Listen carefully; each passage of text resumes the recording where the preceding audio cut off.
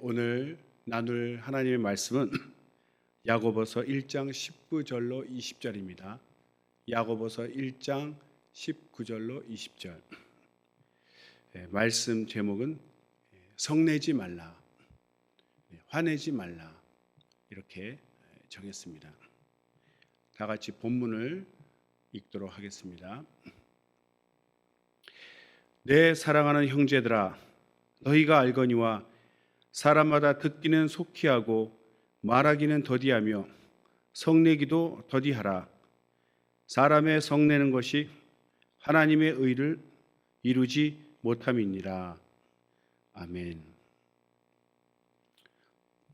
이 말씀은 아주 유명한 말씀이고 금원이라 하죠. 금원.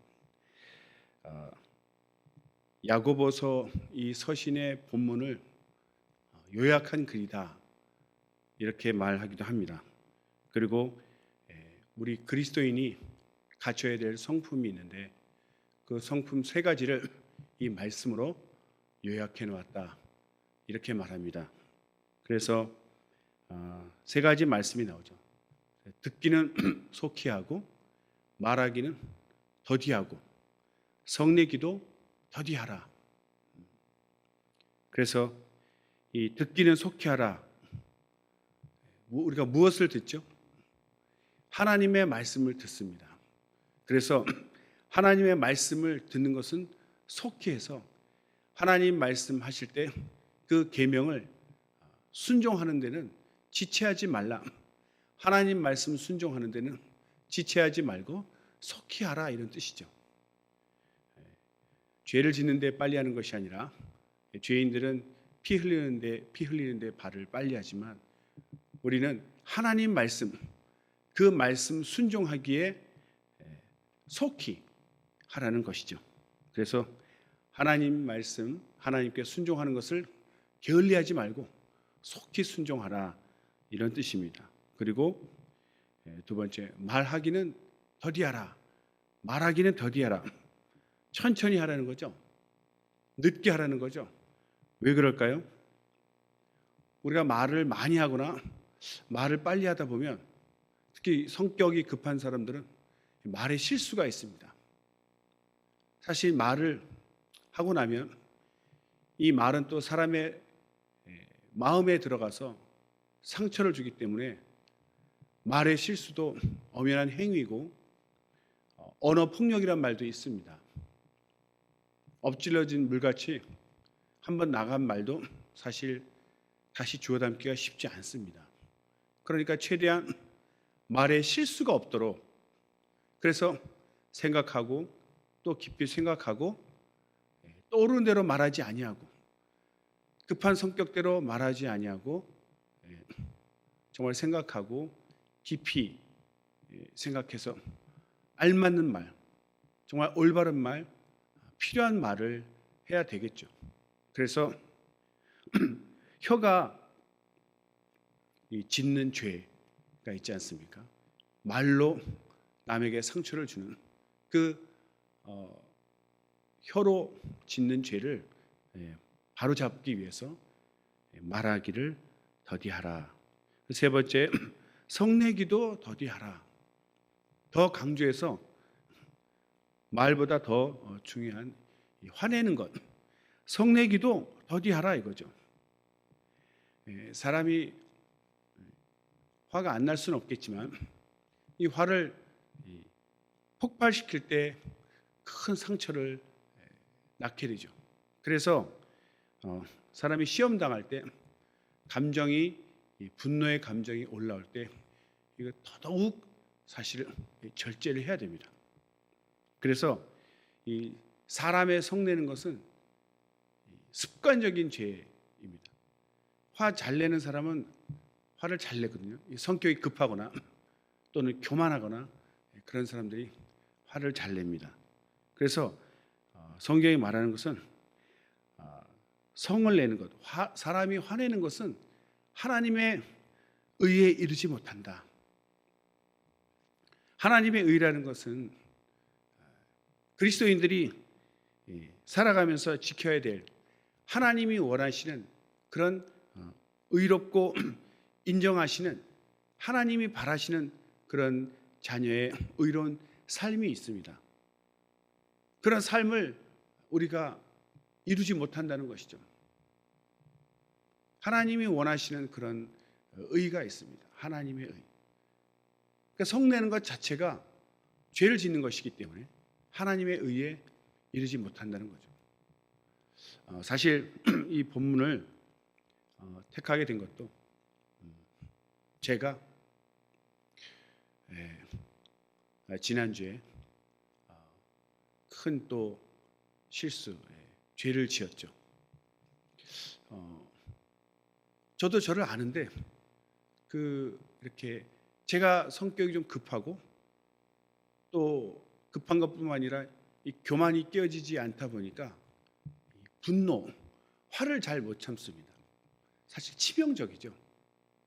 그렇다고 아무에게나 이제 무턱대고 화를 내는 건 아니지만 어쨌든 성내기도 더디하고 하나님 의에 이르지 못한다고 분명히 계명에 나와 있는데도 그 화가 올라올 때 절제하지 못하고 그것을 드러냄으로써 저뿐만 아니라 그 상대방까지 깊은 상처를 주게 되는 거죠. 이것 때문에 많이 이제 고민도 하고, 그래서 오히려 설교를 통해서 저도 회개하고 또 저와 같이 이런 부분 때문에 고민하고 있다면 이건 분명히 하나님께서 막으시는 것이고 죄라고 하셨으니까 철저히 회개해서 화를 절제할 수 있는 사람이 되자는 뜻에서 이 본문을 택하게 되었습니다. 마태복음 5장 21절 22절 말씀을 보면 그런 말씀이 나옵니다. 살인하는 자마다 심판을 받는다. 심판을 받게 되면 유죄가 되고 지옥에 가게 된다는 거죠. 살인은 누구나 끔찍하게 생각하죠. 아무나 할 수 있는 일이 아닙니다. 정말 악하고 마음이 무서운 사람들이 남의 생명을 해하는 것이 살인 아닙니까? 살인하는 사람은 정말 이렇게 돈을 빼앗거나 이렇게 폭력 행하는 사람보다 정말 무서운 사람이고 끔찍한 죄입니다. 그래서 죄 중에 제일 큰 죄가 살인 아닙니까? 당연히 심판을 받게 되겠죠. 유죄로 확정되어서. 그런데 그 22절에 보면 형제에게 화를 내는 자도 동일하게 심판을 받는다. 화를 내는 자도 유죄 판결을 받고 지옥에 가게 된다는 거죠. 회개하지 않으면. 그러니까 살인하는 것이나 화를 내는 것이나 똑같이 심판을 받는 그런 중대한 범죄라는 것입니다. 또 형제를 미워하는 것도 살인하는 것이다 이렇게 되어 있습니다. 살인하는 것이나 형제에게 화를 내는 것이나 형제를 미워하는 것이나 다 똑같은 살인죄에 해당하는 그런 중대한 범죄라고 성경은 말하고 있습니다. 그런데 우리들은 순간순간 그 말씀을 잊고 자기 안에서 올라오는 이 분노를 삭히지 못하고, 성숙한 사람 또는 자기가 얼마나 부족한지 겸손한 사람, 그런 사람은 어떤 분노가 올라올 때 그 분노를 절제하고 이렇게 누를 수 있는 그런 절제력이 있습니다.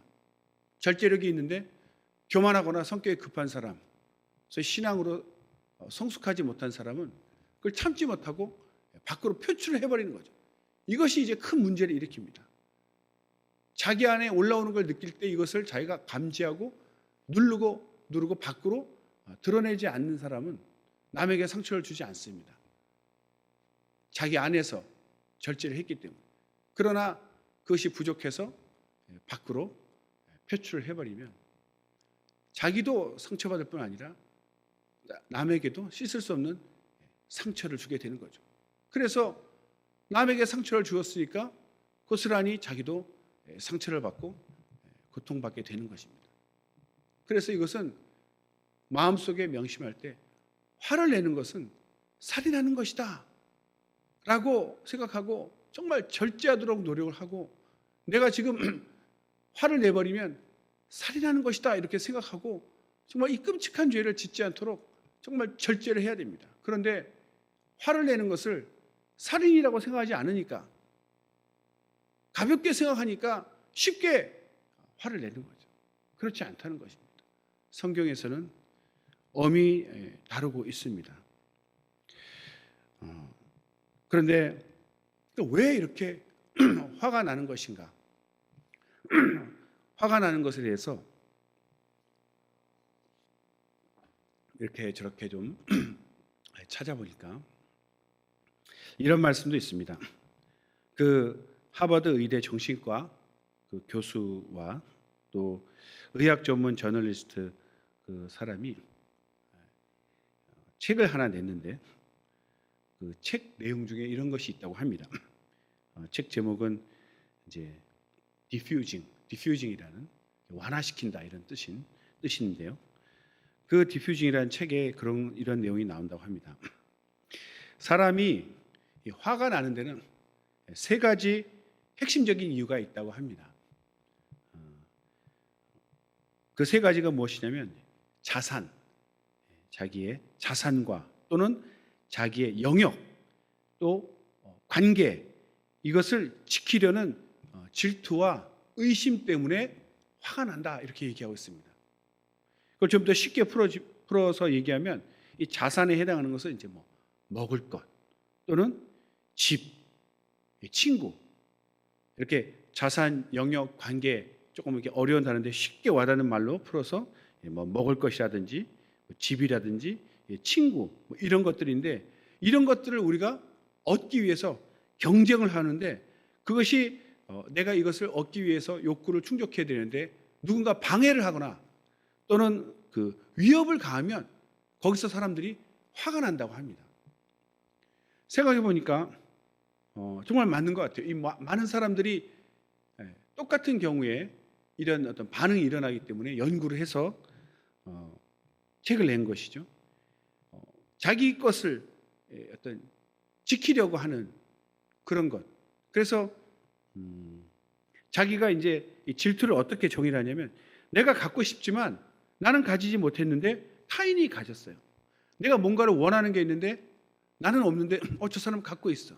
그때 그것을 보고 질투심이 난다는 거죠. 그때 드는 감정을 이제 질투심이라고 얘기하고 또 누군가 나의 것을 빼앗아 가려고 한다. 이거 내 것이라고 생각하는데 자꾸 내 것을 빼앗아 가고 나로부터 내 것을 빼앗아 간다고 생각할 때는 의심이 든다는 겁니다.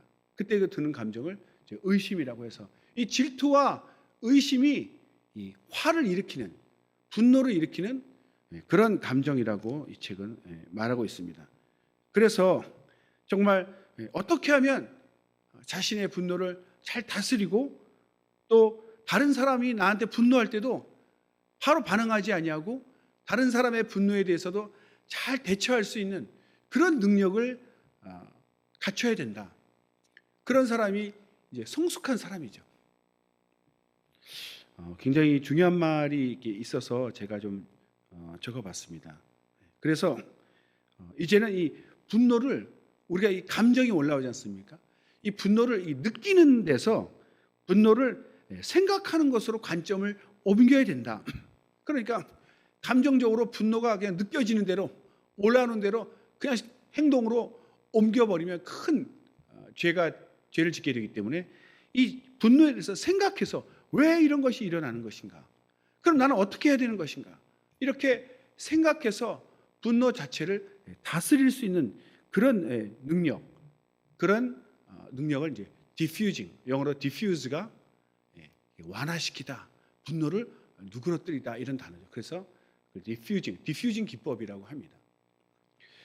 세상에서도 사회생활 할 때 이 분노 조절이 되지 않아서 굉장히 어려움을 겪고 인간관계가 다 깨어지고 어려운 경우가 있습니다. 사실 제가 당하는 고통도 사실 그것이 굉장히 크죠. 그래서 그런 어떤 디퓨징을 온전히 할 수 있는 그런 능력을 키워야 된다. 그래서 이런 말씀도 있습니다. 분노라는 것이 다른 사람의 행동을 바꾸기 위해 만들어진 감정이라면 그러니까 나의 분노는 내가 이 분노를 내므로써 무섭게 만들거나 또는 상황을 이렇게 어렵게 만들어서 저 사람의 행동, 뭘 멈추게 한다거나 나에 대한 태도를 바꾸게 한다거나 다른 사람의 행동을 바꾸게 하기 위한 내 감정이 바로 분노라 이거죠. 그런데 반대로 이 존중이라는 것은 다른 사람의 행동이 아닌 다른 사람의 감정을 바꾸기 위한 나의 행동이다. 굉장히 멋진 말인 것 같습니다. 오히려 내가 상대방을 존중하는 행동을 취함으로써 상대방이 나에 대한 감정을 좋게 만드는 거죠. 감정이 바뀌면 나에 대한 행위, 태도도 바뀌지 않겠습니까? 그러니까 이 분노라는 것은 이기적인 거죠. 상대방을 나에게 맞추기 위해서 상대방의 행동을 나에게 맞추라는 의미로 분노를 표출하는 이기적인 그런 감정이라면 오히려 상대방을 존중하는 이 적극적인 나의 행위는 오히려 저 사람이 나에게 좋은 감정을 갖도록 나를 오히려 내 감정이 아닌 내 행위를 바꾸는 것입니다. 그래서 우리는 보통 분노함으로써 다른 사람을 바꾸려고 한다는 거죠. 다른 사람을 통제하고 특히 높은 자리에 있거나 권위가 있는 사람들이 막 분노를 화를 내서 분위기를 어렵게 만들고 무섭게 만들어서 그 사람들을 이제 통제하려고 하죠. 그것이 그러나 사실은 역효과가 나고 자기만 어려워질 뿐입니다. 그렇다고 그것이 일시적으로는 다른 사람을 통제할 수 있겠지만 그것은 권위에 의한 분노에 의한 억지에 가까운 것이고 사실은 통제되지 않습니다. 오히려 나를 다스리라는 거죠. 사람들의 사람들을 통제할 수 없지만 자신의 이 뇌는 내 것이니까 뇌는 통제할 수 있다 이거죠. 그러니까 생각을 바꿔서 분노를 할 것이 아니라 존중을 해야 된다. 분노가 올라올 때마다 분노하지 아니하고 오히려 상대방을 존중할 수 있는 마음으로 바꿔버릴 수 있는 거의 반사적으로 나올 수 있을 정도로 깨어있고 생각을 해야 되는 거죠. 내가 화가 날 때 내가 화를 내지 아니하고 오히려 존중할 수 있다면 이 사람은 승리하는 겁니다. 일부러 나를 화나게 할 수도 있죠. 또는 고의가 아니었어도 아까 말한 것처럼 내 것을 누군가 빼앗아 간다고 하거나 나를 어떤 위협적이게 가할 때 그 질투, 내가 없는 것 갖고 있을 때는 질투가 나고 내 것을 취하고 있는 것을 방해할 때는 위협을 가할 때는 막 의심이 된다 그러죠. 그 질투와 의심이 막 일어날 때 그것이 분노라는 감정으로 나타나는데 그것을 우리는 오히려 분노가 올 때 존중하는 마음으로 바꿔서 나도 살리고 상대방도 나에게 대해서 호의적으로 바꿀 수 있는 그런 지혜를 갖게 되는 것입니다. 우리가 영적으로 하나님 말씀에 보면 사실 이 모든 죄라는 것은 분노나 질투나 의심이나 이런 분노는 다 죄에 속한 것인데 사실 우리가 타락했기 때문에 죄가 남아 그 죄성, 옛 그 흔적 때문에 계속 이것이 되는 것 아니겠습니까? 그런데 하나님 말씀은 그 죄를 이길 수 있도록 이 책에서는 존중이라는 좋은 표현을 했지만 사실 우리 것을 빼앗으려고 하면 성경은 주라고 되어 있습니다. 누가 달라 하면 주라고 되어 있어요. 더 주라고 되어 있습니다. 왼뺨을 때리면 오른뺨도 돌려대라고 되어 있어요. 사실 그렇게 말씀대로 순종한다면 내가 정말 내 것을 빼앗기지 않으려고 하는 것이 아니라 오히려 주고 오히려 더 줄 수만 있다면 그것이 하나님의 계명이라면 결코 분노는 올라오지 않을 것입니다. 내 것을 지키려 하고 빼앗기지 않으려 하고 그 욕심을 갖고 있기 때문에 사실은 분노가 올라오는 것이죠. 그러니까 상대방이 나를 해하려고 하고 내 것을 빼앗아 간다. 이것이 아니라 내가 주지 못하기 때문에 빼앗기지 않으려고 하기 때문에 그 이기적인 마음, 그 죄성 때문에 분노가 나오는 것이죠. 그래서 우리는 하나님 말씀에 순종하면 그 죄를 다스릴 수가 있습니다. 우리가 계명을 모르거나 계명대로 살지 않는 불순종하고 있기 때문에 이런 분노가 올라오는 거죠. 그런데 그 순간 그 분노의 감정이 올라올 때 이것은 잘못된 것이다. 이건 이기적인 것이다. 이것을 존중하는 마음으로 또 계명에 순종해서 달라 하면 주고 더 주자라는 그 계명대로 계명이 떠올라서 그 계명대로 순종하면 오히려 내 영혼은 평안해지고 살 것입니다. 다시 말해 하나님의 의를 이룰 수가 있는 것이죠. 빼앗기지 않으려 하고 더 가지려고 하는 그 마음이 내 깊은 곳에 숨어 있기 때문에 이런 분노가 올라온다고 합니다. 그래서 말씀을 요약하면 우리가 이제는 여러 번 반복된 실수를 통해서 이것이 뭔가 잘못됐다 생각하면 다시 말씀으로 돌아가서 내가 어디서 떨어졌는지 어디서 실수를 하고 있는지 그것을 빨리 찾아내야 되는데 오늘은 특별히 제가 아주 약점이고 잘 넘어지고 순간 깨닫지 못하고 죄를 짓는 이 분노에 대해서 오늘 말씀을 나눠봤습니다. 그래서 제가 생각할 때도 정말 이건 이기적이고 교만한 마음에서 나오는 것이다라는 걸 또 알게 되었습니다. 정말 말씀대로 순종해서 내가 마음껏 이렇게 줄 수만 있다면 내가 분노할 필요도 없었을 텐데 내가 왜 분노하고 있는가? 이렇게 상대방이 잘못하고 있다고 생각하니까 이제 막 분노해서 또 야단치기도 하지만 사실은 말씀에 의지하면 들보가 오히려 나에게 있는 거죠. 상대방의 티를 볼 수 있다는 건 내 안에 들보가 있다는 것입니다. 없는 것 같다고 생각하고 분노했지만 사실은 자기 안에 있는 거예요. 그건 성경이 진리니까요. 우리가 쉽게 착각하는 것 중에 또 하나가 무엇이냐면 내가 말씀을 지키는 것이 중요한데 지키려고 하고 있는 지키려는 마음만 갖고도 자기는 의롭다고 생각하는 거죠. 그러니까 사람들은 나나 누구나 다 말씀을 제대로 지키지 못하고 살고 있는데 나는 그래도 말씀을 지키려고 노력한다. 사실 말씀을 지키는 수준에 이르지 못했는데도 말씀을 지키려고 노력한다. 이 자체로 자기를 마치 말씀 잘 지키는 자처럼 바리새인이죠. 스스로가 자기가 의롭다고 착각하기 때문에 다른 사람이 말씀대로 안 살고 지키지 못한 것에 대해서 분노하고 심판한다는 거죠. 나도 못 지키고 있는데 그러니까 나는 착하게 살아야 된다. 나는 착하게 살아야지. 사실 착하게 살지 못하고 있습니다. 그런데도 나는 착하게 살아야지. 그런 마음을 품고 그렇게 살려고 노력하는 그 자체를 착하다고 착각하고 그렇게 살지 못하는 사람을 정죄한다는 것이죠. 이것이 큰 문제입니다. 누구도 착하게 제대로 사는 사람은 없다는 사실이죠. 그런데 마치 자기는 착하게 살고자 하는 마음을 품었다는 그것이 마치 착한 사람인 것으로 착각하는 바리새인같이 살게 되기 때문에 남을 정죄하고 분노까지 하게 되는 거죠. 그래서 정말 우리는 분노에 대해서 깊이 생각하고 이 말씀을 통해서 저부터도 회개하고 있습니다. 분노 자체가 죄고 살인죄에 해당하는 정말 1급 죄라고 생각하고 그것이 올라올 때 즉시 회개하고 오히려 태도를 바꿔서 존중할 수 있는 그런 수준.